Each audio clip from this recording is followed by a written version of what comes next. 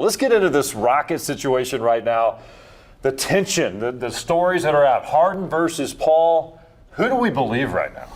I think the truth is somewhere in the middle, as it often is in these cases. I don't think it's a total denial like you'll hear Daryl Morey and the Rockets say. I also don't think it's as bad as unsalvageable and they haven't spoken in 2 months. In fact, we all know they have spoken in 2 months. It is salvageable. It might get to unsalvageable, but I think there is a rift. I think there is a disconnect, whatever you want to call it, somewhere in the middle between James Harden and Chris Paul. I think Chris Paul is upset. I think Chris Paul does maybe want out. But I don't think it's to the point right now where it's unsalvageable. I think there's definitely some drama there. I think these guys probably argue a lot. Chris Paul probably wants to play a certain way. James Harden wants to play a certain way. So there's some drama there. But unsalvageable, no. But I will say there is potential that it could be unsalvageable next season. As Chris Paul gets a year older, as maybe their frustration mounts and mounts.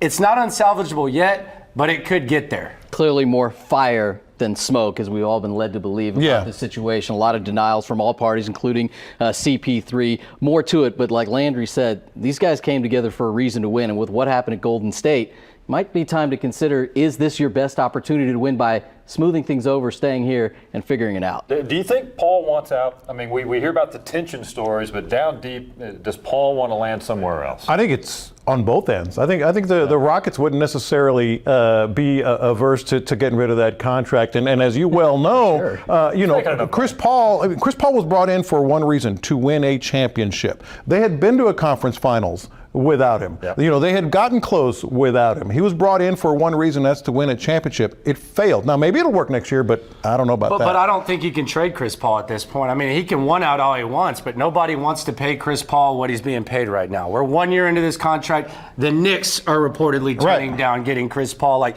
regardless of what he wants, you cannot trade Chris Paul right now and get better. So the best option right now for the Rockets is just run it back.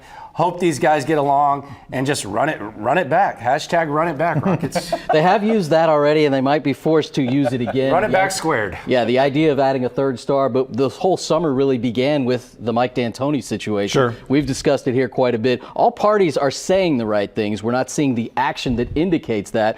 The thought from you two guys, do the Rockets want Mike D'Antoni back? I think they want him back for another year. I think the initial story of like, well, we'll do it for 1 year with all these buyout, I believe that 100%. Mm-hmm. Absolutely, I believe that. By the way, we haven't seen any ink on any paper yet. Right. That contract that they allegedly agreed on is not really happened yet. Well, the agent's saying there's been no progress enough to really consider a deal that's on the table. Yeah, I think they should want D'Antoni back. I don't think Mike D'Antoni gets enough credit for what he's done with Chris Paul and James Harden. And I know right now it doesn't seem like it's working perfectly, but let's be honest, man. When they made this trade for Chris Paul, they were talking about how this couldn't work. These guys are both ball dominant. What can these guys do?